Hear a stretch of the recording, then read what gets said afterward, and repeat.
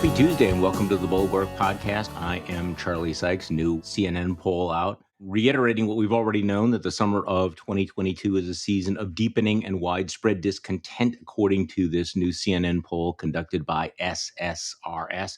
Survey finds the public's outlook on the state of the country the worst it's been since 2009.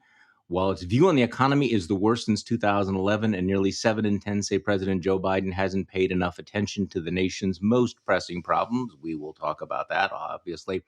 Big week for the January 6th committee, which is also announcing that it's not done yet, that in fact it's getting so much new information that might be extending the schedule. So we'll talk about that with our guest today, a very, very busy man, the former chairman of the RNC, but don't blame him for any of this, the former lieutenant governor of the state of Maryland, Michael Steele. Good to have you back on, Mr. Chairman. It's good to be back with you, Charlie, always, buddy. I'm ready. Let's lock and load this. So the chairman of the January 6th committee, Benny Thompson, just announced that he's tested positive for COVID. It's not going to change the schedule of the hearings, but it feels like everybody in the world is coming down with it. Have you gotten COVID? No, we have not. Knock on wood here. Knock on lots of wood. Yeah. No, we have been blessed in my immediate family with having avoided COVID. We've been very cautious. Yeah. My wife still limits her public access. She doesn't go out a lot. And when she does, she has her mask on. I still wear my mask when appropriate, doing more larger events, but we've had, oh my gosh, I think I've had 4 boosters now.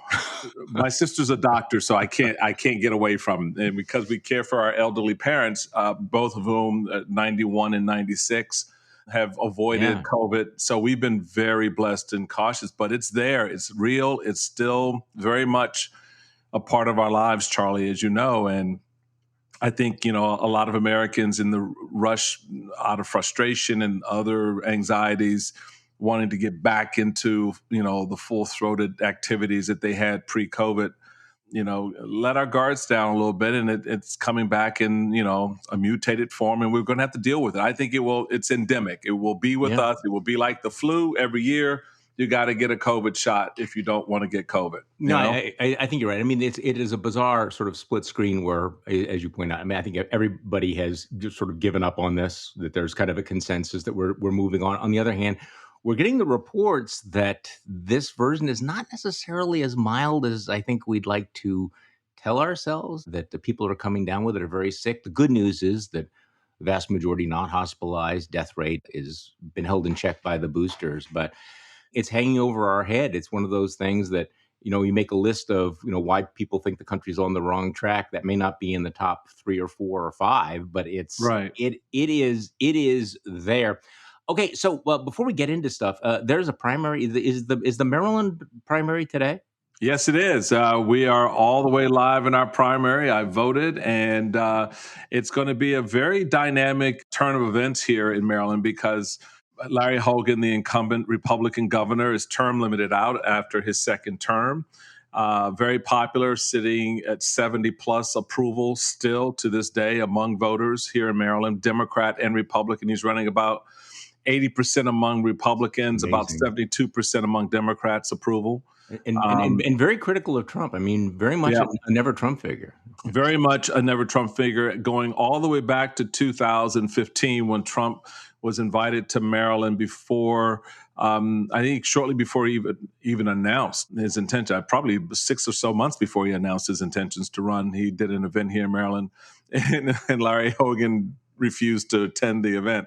So it's long-standing reservations, put it that way, about Donald Trump and his leadership by Larry Hogan.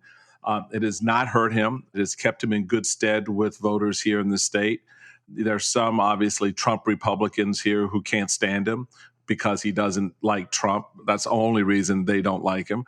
But the reality of it is he's weathered that well and is now poised to probably launch at least a looky-loo at a presidential bid in 24. But our primary is underway. We've got 2 candidates running in the Republican primary. One is a Trump-endorsed candidate. One is a Hogan-endorsed candidate. And the Trump-endorsed candidate is close. So it's not it's not a fait accompli that Larry's coattails are going to translate in a big way for the Republican candidate in the primary. Now, we'll see how that plays out ultimately because, Charlie, it's all about turnout. Well, On the Democratic side, it's a hot mess. You've got three top contenders. The comptroller, Peter Francho, former Secretary of Labor, Tom Perez, and Wes Moore, who is part of the nonprofit community, wealthy business guy, African-American. So it's going to be fun. Well, some of these primaries have turned into, of course, proxy fights. And my newsletter today raises the question: are we seeing a little bit of Trump fatigue? Big question mark there because yes, read that. Yeah, we've been through this before. But down in Arizona, I think it's kind of interesting where you have Mike Pence intervening down there, Doug Ducey, the governor, endorsing the non-Trump candidate here in Wisconsin. Former Governor Scott Walker is pushing back against the Trump-endorsed candidate. So it's going to be interesting to see how these primaries play out. I think the Arizona one now has become sort of moved to the top of the list of like, okay, now we're going to see how the crazification of the GOP is going to progress, because Carrie Lake, who is the Trump endorsed candidate, I mean, she is on the far reaches of nutsoid world. And, yes. And it has been the front runner, and now the what's left of the GOP establishment seems to be lining up against her. But again, what's left of it? I mean, like Chris. Well, and it depends on what that GOP establishment does in concert with the endorsements that are for the non-Trump candidate, and how they are able to get the ground game in place to turn out those extra Republicans who typically don't vote in primaries. People need to understand our primary system sucks. It is the quintessential reason for a lot of the flaws that we see, because it plays to the lowest common denominator. It's all about absolute base turnout. It is not about turning out voters. And so you have in both Democrat and Republican primaries, Charlie, as you know, in your years of covering these elections, a significant proportion of people who do not show up, who do not vote. You're talking 20% turnout, 15% turnout in some cases. If you're hitting 25, 30% turnout in a primary, Democrat or Republican, oh my God, that's like a massive turnout of voters.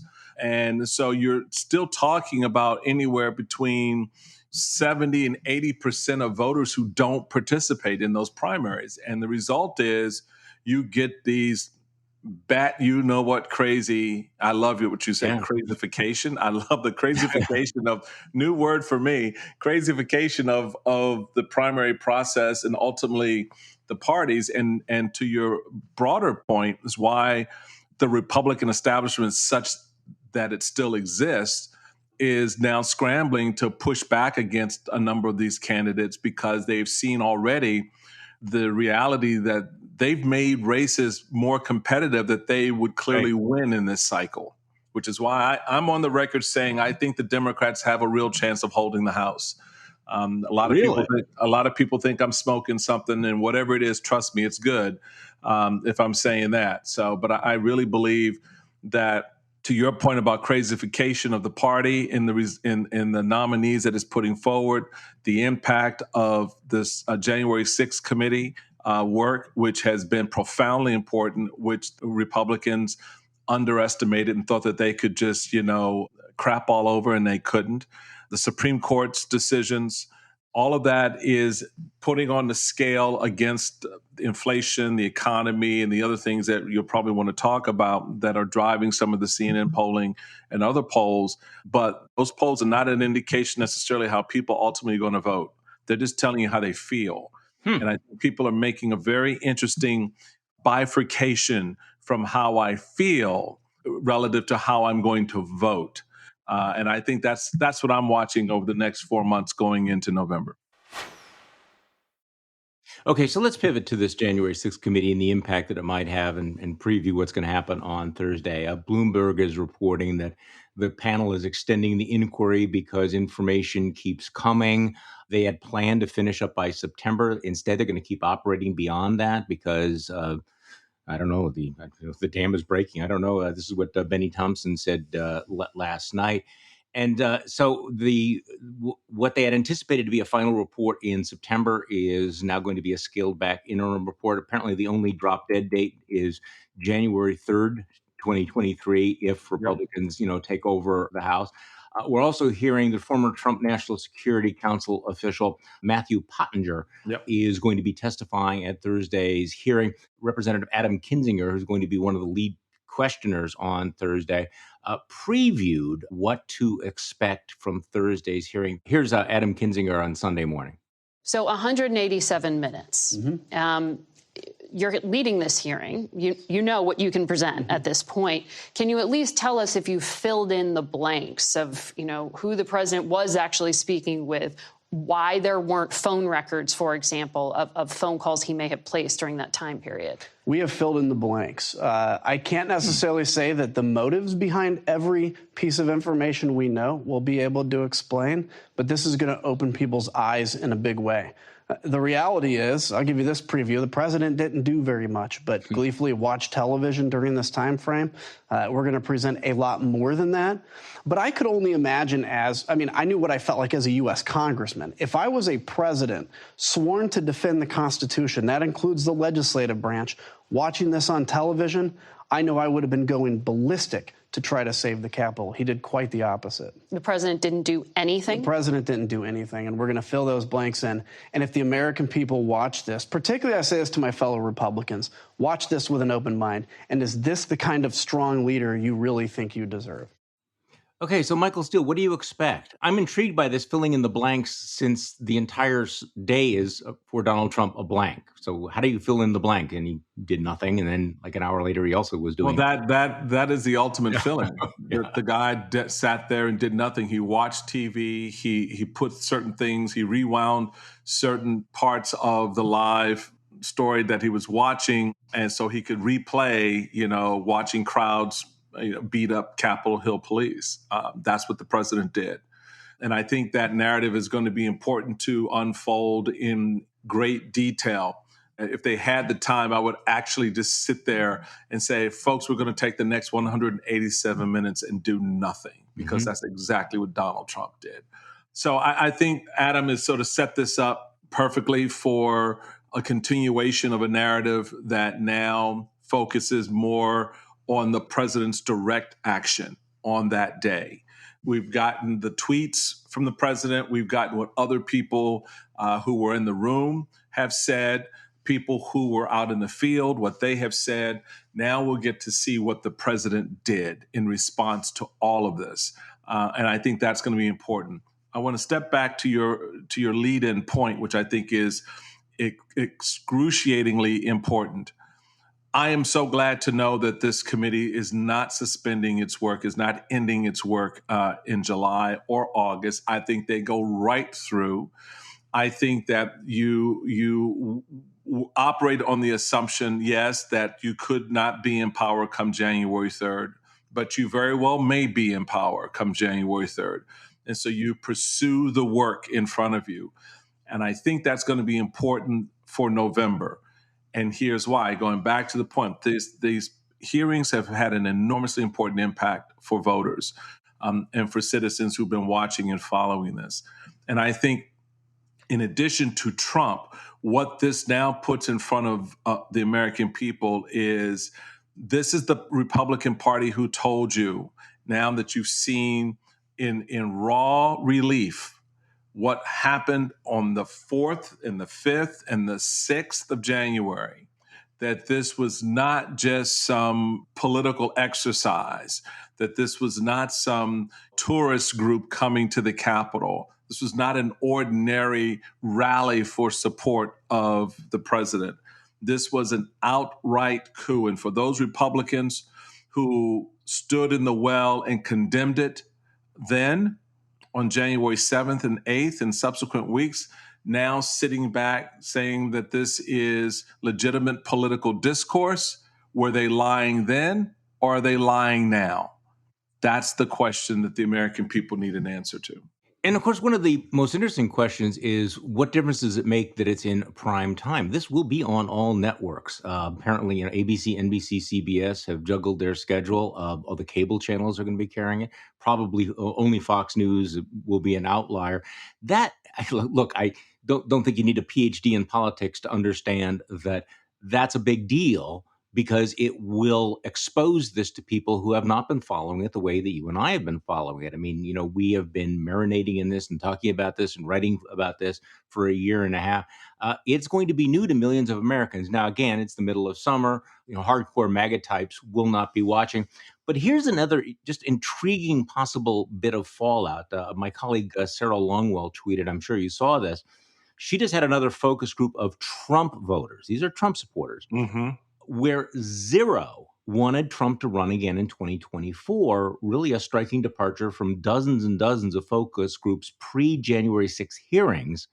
When at least half of any Trump voting group wanted him to run again, his support is noticeably softer. And she says, look, again, I don't think it's these voters are being persuaded by the hearings exactly. They still think it's a witch hunt, but it's a reminder to them of how much baggage Trump has. And they want someone who can win in 2024, and they are increasingly unsure he can. So this does seem to be softening up his support within his own base, which is something that I guess I did not fully anticipate before these hearings. I'm still not convinced of it. I think what the missing ingredient in all of this is Donald Trump. Donald Trump has not been an active political player. He's been an occasional political player. Well, he'll do a rally here, or he may put out something there. But he has not been a constant presence on the political landscape yet. And so what I want to see is when he decides to engage in the political process, then show me that where those voters are. Show me where those supporters are. Do they still remain soft when he is every day rallying the lie and rallying people around the lie? And do they then consider that lie baggage and that is a problem for them? I'm not convinced that they do. Yeah. And the reason I'm not convinced that they do is that they still support in large measure the candidates that he's getting out there and behind. And maybe there's some bifurcation of people going, well, candidate X is not Trump, but Trump supports candidate X, and that's okay. There may be some rationalizations there, but I'm just waiting to see when Trump decides to reengage the media and the political process, how those voters feel.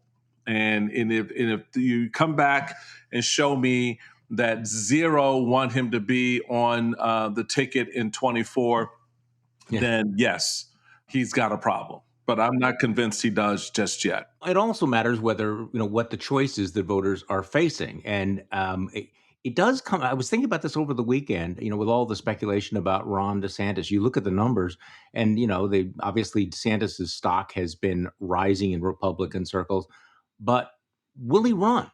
Because if he doesn't run, there's no obvious, easy alternative for Trump world to shift over. So what do you think? I mean, look, we're engaging in rank speculation here. Right. Well, if he doesn't run, speaking of rank, you got Ted Cruz. So then you'll have Cruz who's already trying to, position his I'm like Trump street cred. So, yeah, I think that politics, like everything else, abhors a vacuum. Something will fill it. And whoever that something is on the Trump side of the equation, they'll fill it.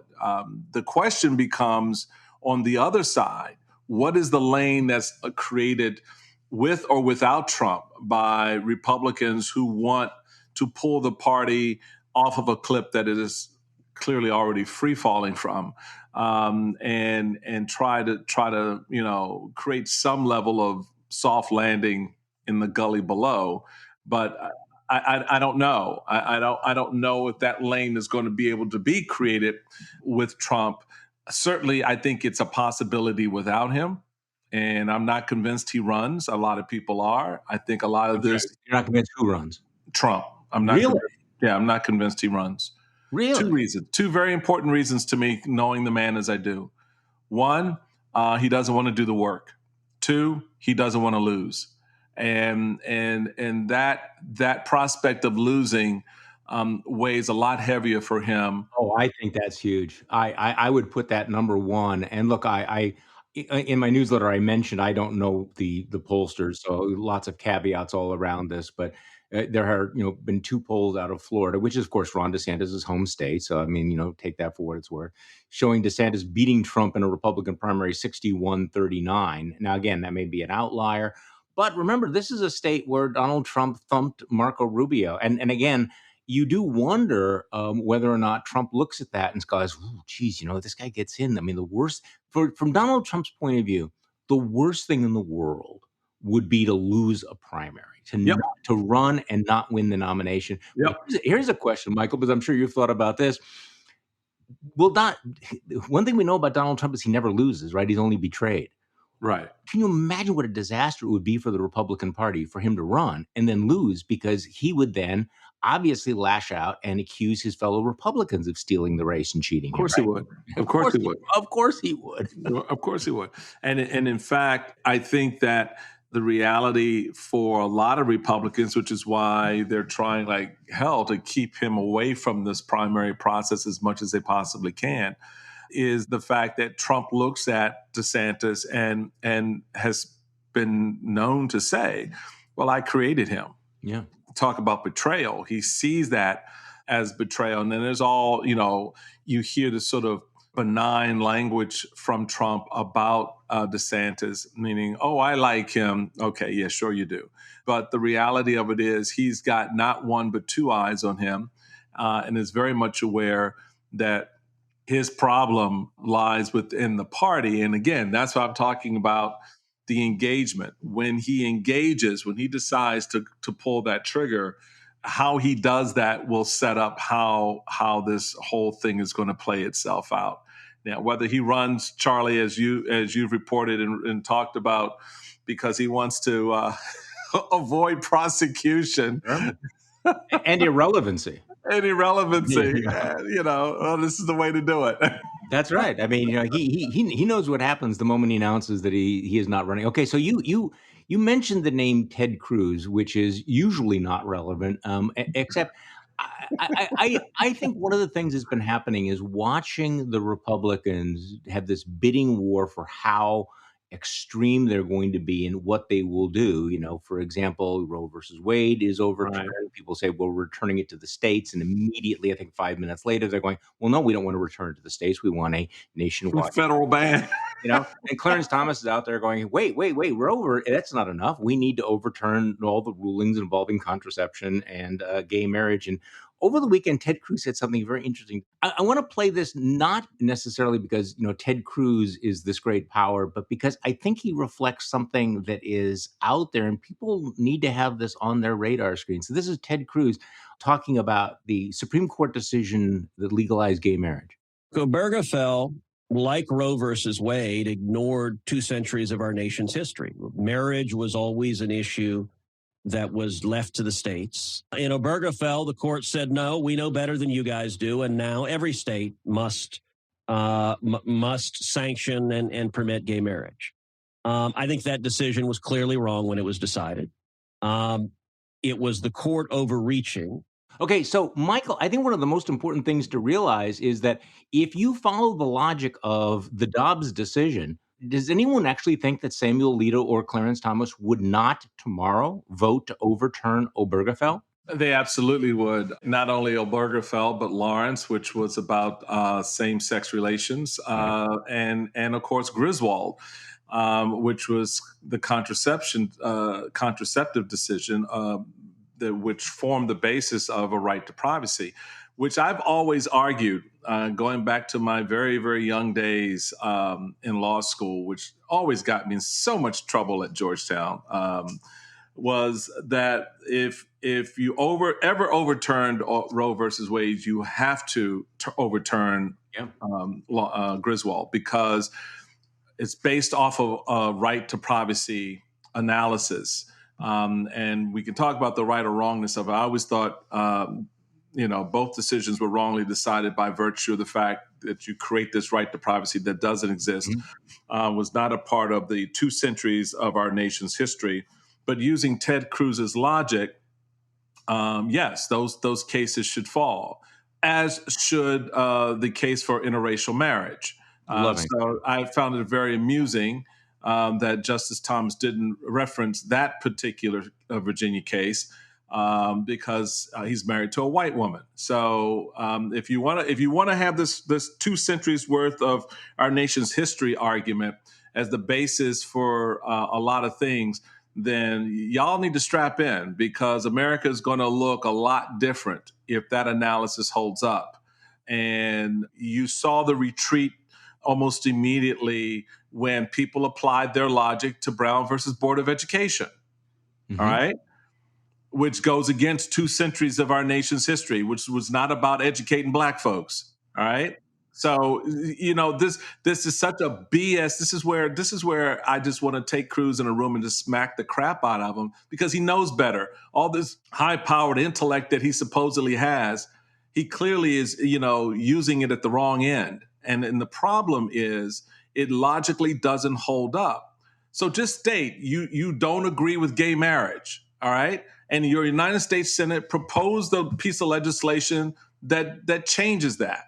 But the reality of it is he wants the court to do his work for him, and then they can sit back on their little hobby horse and, yuck it up and pretend like they're in line with where the country wants to go.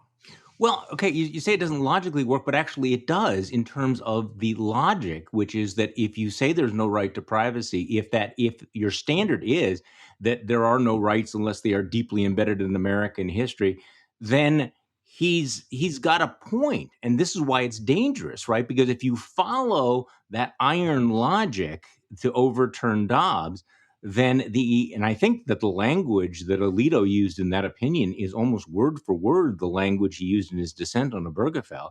So this is where the right is going. They are going to follow this line. It's like watching someone has lit a fuse and just watching where that fuse is going to go. Yeah. And the same thing is on the question of abortion. I know you talked about this. The pivot, which was incredible, from this should be a matter for states to let's have a nationwide ban on abortion. I think this is part of that bidding war for purity that you're going to see among Republicans, right? That if you're not for a nationwide ban, you're a rhino, or if you're for a nationwide ban and it's only 15 weeks, then you're a rhino, and they're going to continue to push that line. So I don't think they're going to be able to help themselves from overreaching on all of these cultural issues. Well, I just find these fools creating a world for themselves in which they're going to have to confront one day their white daughter getting married to a minority male who then has their 12-year-old grandchild raped. And then what do? So there was once a time when crazy was considered disqualifying in American politics. And there have been times when Republicans lost control of the Senate, or lost their bid to control the Senate, because they had people who said weird things about witches or said things about legitimate rape. 2022 is going to be a test about whether or not crazy is disqualifying. Okay, so Michael, speaking of strapping in, I don't think it's breaking news that Herschel Walker is kind of out there, but the Republican Accountability Project posted this video of him giving a pep talk. Now, I didn't even know where to begin with this, except to say that he starts off by claiming that he's a former FBI agent. He's not. And then talking about getting in a car. I mean, I'm going to play it because so I'm not exaggerating. Where then he goes on to tell this unhinged story about angrily grabbing a gun, intending to kill somebody, and hearing voices in his head telling him he needs to do it for vengeance. And this is the Republican candidate for United States Senate in a pivotal state. So here's Herschel Walker. I work for the Department of Law Enforcement. Y'all didn't know that either, did you? I spent time at Quantico at the FBI training schools. Y'all didn't know I was an agent. I probably shouldn't tell y'all that. Y'all don't care. But anyway, I've been in law enforcement, so I grabbed my gun. I said, I will kill him. Herschel Walker, one of the highest control, I'm going to kill him. I got in David, one of my men. I took off on 183. And I can still remember the voice of Herschel. People been disrespecting you all the time. People always doing stuff to you. You never done nothing to nobody. And all of a sudden, this other voice of Herschel, your parents didn't raise you like that. Yes, they did. No, they didn't. Yes, they did. I thought I was losing my mind. As I got closer and closer to where I was going to meet this guy, I started to pray. I said, Lord, I need some help right now. I said, I need you to help me. I said, I'm about to do something stupid right now. I need you to help me right now. I remember getting to this where I was going to meet him at. I got out of my car and I put my hand on my gun. As I was walking to this truck, before I could see the guy, I saw the sign on the back of his truck that said, honk if you love Jesus. And that's what calmed me down. Okay, so there's an upbeat ending there, and I'm glad that Herschel is dealing with his demons. I personally think that perhaps you ought to deal with that someplace else other than the United States freaking Senate. But your thoughts, Michael Steele? CTE is a real thing. That's all I can say. I don't understand where the party thinks that this ends well. And the reality of it is, I know the cynicism behind this, and it's sad. And, look, when I was chairman, the worst thing I had to deal with was a candidate in Delaware who had to go out and prove she wasn't a witch. All right. So, fun times. Yeah, fun times, right? I just remember sitting down saying, you know what? We're not talking about witchcraft and witches anymore, okay? We're not doing that. And she was like, okay. And we never did. That's not the situation here. And it is amazing to me that people think this man should be sitting in the United States Senate making life and death decisions that impact American families and individuals, that impact our economy, that impact our role in the world, when this is the kind of conversation he's having. And no, he was not in law enforcement. Yes, you have children that you lied to your own staff about not having. Your honor and your credibility still should matter, and it doesn't. And it doesn't. The only thing Republicans are looking at is we got a black man running for the United States Senate against Raphael Warnock. And he's a celebrity, and he's a celebrity. Famous, and he's a celebrity and all that. Yep. So here's the other weird thing that's been happening, of course, is that Republicans, I want to get your thoughts on this, Democrats playing around in Republican primaries to boost the craziest candidate because they think they're easier to beat. And, I personally think that that's worse than a blunder, especially if some of these people get elected. And in Pennsylvania, we had this story in Politico about about Doug Mastriano, who is I want to say insane, but really Kerry Lake level, just batshit crazy. He's dangerous. He's dangerous. Well, and the Politico story is this MAGA longshot is becoming a contender in Pennsylvania, again, thanks to Democrats helping him get that nomination. I don't know whether, and Republicans are coalescing around this guy Mastriano, despite all of his shortcomings. And there's a quote there, somebody saying, most people are in a little bubble, and when they talk to one another, they say, boy, there's no way that Doug Mastriano can ever be elected governor of Pennsylvania. There's no way that Doug Mastriano, this batshit crazy guy, can beat Democrat Josh Shapiro. Well, you know what? Those people don't get off the turnpike. Right. So two things happening. One, Democrats, be careful what you wish for, and Republicans once again proving that they will coalesce around pretty much anything and anybody these days. Well, and I think to that point, Republicans are always not about governing, but about power. They don't care about the governing impact that Mastriano is going to have on the state of Pennsylvania. What they care about is that they can claim they've got a governor in place going into 2024 who, as Mastriano has already made clear, will help throw the election to the Republican regardless of the outcome. That's what they care about. That is the culmination of the power grab. And so these candidates represent that in a real way for them. For Republicans in the state, you have a growing and significant group of Republicans who are backing the Democratic candidate. The Democrats played a cynical game. They did a little bit of that here in Maryland, throwing money into the Republican primary towards the Trump backed candidate to try to get that individual a little bit more power. It did have an impact. The numbers for this candidate are very, very competitive to the point where it's close. But Democrats can afford to do that in a state like Maryland, where they outnumber Republicans 2-1 in registration. It becomes a little bit more hanky in places like Pennsylvania, where you are on any given day a purple state. You have a pretty even divide between Republicans, Democrats, and independents. So it's a very dangerous, to your point, very dangerous game to play politically, particularly when the party decides, all right, screw it, we're going to coalesce behind this guy, and we're going to go for the governorship because of what that means for longer term ambitions. So one last question.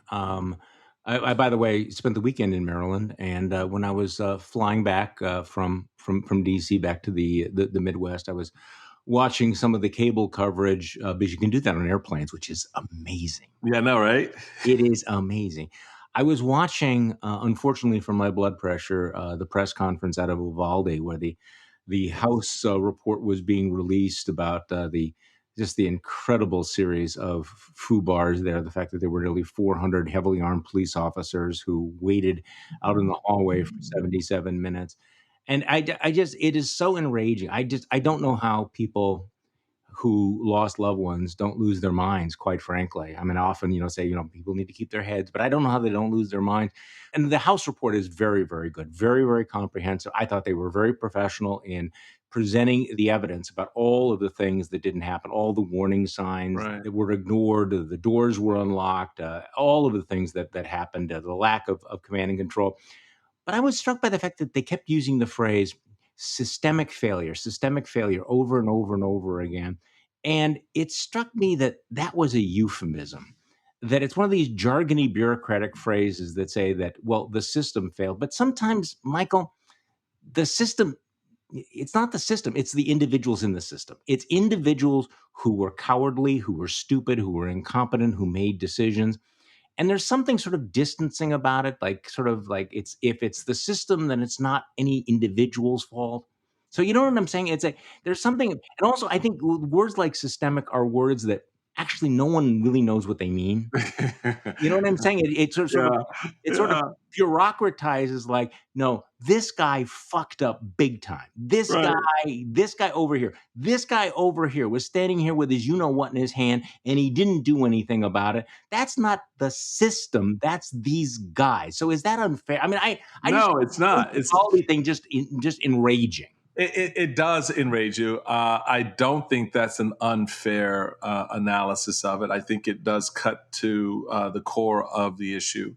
What I found very compelling was the fact that you had 390 some, let's round it up to 400 law enforcement, state, federal, and local personnel on the ground, as people like to say, more people, more law enforcement at that elementary school than fought at the Alamo, right? Oh, geez. And so the systemic failure is the command and control operation, that the commanders had no control over the situation because they did not know what to do. That's when they talk about not following the procedures that they've been trained to follow in this type of a situation. Those officers aren't moving unless their commanders tell them where to move to, how to move, when to move. So you've got leaders start debating amongst themselves what is the right thing to do. And it is a black eye on law enforcement, unfortunately, in the whole, because you had 400 law enforcement officials standing there while 19 children were being slaughtered. And two teachers. So you're absolutely right in that analysis. And this rests squarely on anyone who had a level of command and control on that day. And the rank and file officers who showed up to do their job to save those kids were stymied in that pursuit, were stymied in that opportunity because their leaders didn't know, I love the visual, stood there with their pecker in their hands trying to figure out what to do with it. Well, and the contrast between what happened in Indiana, where you had this mall shooter, this guy shows up with 3 guns and 100 rounds of ammunition, and a 22-year-old guy with a weapon, a legal concealed carry permit, but no background in the military, no background in law enforcement, no body armor. He didn't have an AR-15. He took out the shooter and saved God knows how many lives. So the sort of the contrast between this civilian who courageously, stepped up and saved all these people versus the nearly 400, heavily armed, body armored police officers who stood around for 77 minutes. So also just a reminder of there's a rather significant gap between all of the cosplay and the dressing up and posing for pictures, carrying your big gun and then actually doing something about it. I think sometimes we forget that congressmen that post videos of, come and take my gun away from me. That's not exactly heroism. That's sending out dick pics of yourself with a gun. Right. So on that high level note, before we go, I want to just address one thing you said though at the end there, because I have a slightly different feeling or view about it. I do applaud the young man who took out the shooter in the mall. I get it and I understand it. But I really do not want to make an equivalency between that individual and our law enforcement officials. I think we're setting ourselves up for a major problem. I would dare say that one individual is an outlier, is not what we should expect in these situations going forward. Fair point. And I think that was just a matter of the right moment, right time, circumstance that allowed that to happen, because that could have been a far worse outcome trying to take out that shooter and at the same time taking out other civilians.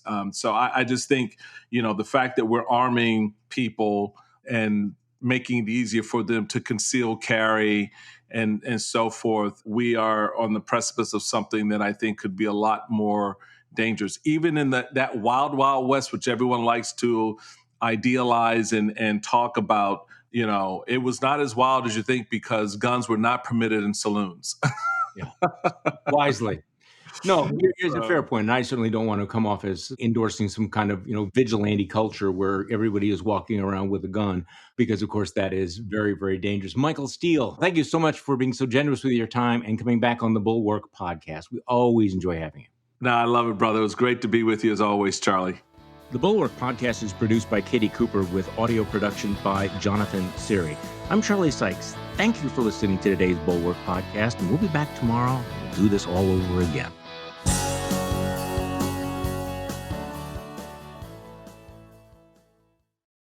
You loved Lala Kent on Vanderpump Rules. Now get to know her on Give Them Lala. With her assistant, Jess. Last night, Lisa wanted to clean out the fridge. And I was like, I can't lift anything. I'm not helping. Number one, Lala was told she can't lift anything, you guys. So it's not like she's just like, I'm not lifting anything. No, but I'm not helping. But even my friends know. I'll write you a check. I'll do some Venmo. I'll have something wired.